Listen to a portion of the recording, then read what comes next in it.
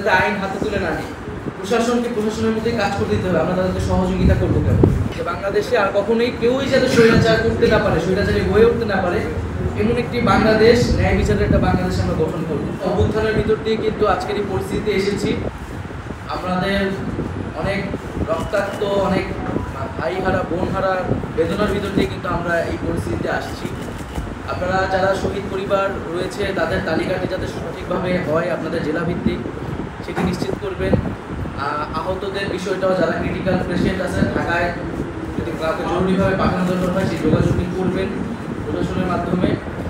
এবং আমরা তো আহত এবং শহীদদের নিয়ে কাজ করছি, এবং আমাদের যে ফাউন্ডেশন রয়েছে সেটি আসলে সারা জীবনই এই পরিবারগুলোকে নিয়ে কাজ করবে। আরেকটি বিষয় যেটা হচ্ছে যে আমাদের এই যে একটি দুর্যোগ, বন্যা, এবং সামনেও আসলে আমাদের আরও কয়েকটি সংকট রয়েছে, যেহেতু একটা অভ্যুত্থান পরবর্তী পরিস্থিতি এবং বাংলাদেশকে আমরা একেবারেই নতুন করে গঠন করার চেষ্টা করছি। সেই জায়গায় আমাদের মূল শক্তির জায়গাটা কিন্তু হচ্ছে আমাদের ঐক্য। আমরা এই অভ্যুত্থানের মধ্যে দিয়ে যে জাতীয় ঐক্যটি তৈরি হয়েছে, আমাদের শিক্ষার্থী, আমাদের নানান শ্রেণী পেশার মানুষ, আমাদের সশস্ত্র বাহিনী, আমাদের রাজনৈতিক দলগুলো, ফ্যাসিবাদ বিরোধী যে পক্ষগুলো রয়েছে, সবার মধ্যে কিন্তু আমরা একটা ঐক্য করেছি এবং কিছু কমিটমেন্ট আমরা করেছি।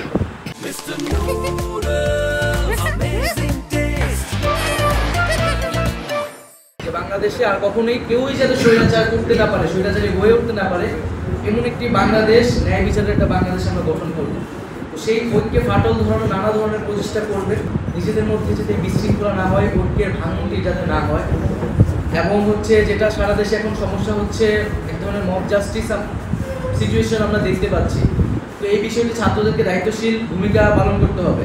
আমরা যাতে আইন হাতে তুলে না নিই, প্রশাসনকে প্রশাসনের মধ্যেই কাজ করতে দিতে হবে। আমরা তাদেরকে সহযোগিতা করবো কেন? পুলিশের যে টাকা সেটা পুলিশকে দিয়েই করাতে হবে। সেনাবাহিনীকে ম্যাজিস্ট্রেসি ক্ষমতা দেওয়া হয়েছে।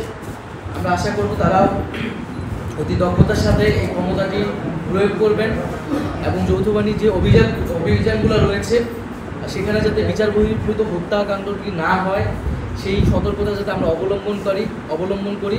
কারণ কারো ইমেজই যাতে নষ্ট না হয় এই মুহূর্তে আমাদের, সেটা কিন্তু আমাদের সতর্ক থাকতে হবে। আমাদের সশস্ত্র বাহিনী, সেনাবাহিনী, পুলিশ, প্রশাসন, ছাত্র, রাজনৈতিক পক্ষগুলা সবাইকেই ঐক্যবদ্ধভাবে এই সময়টা কিন্তু মোকাবেলা করতে হবে।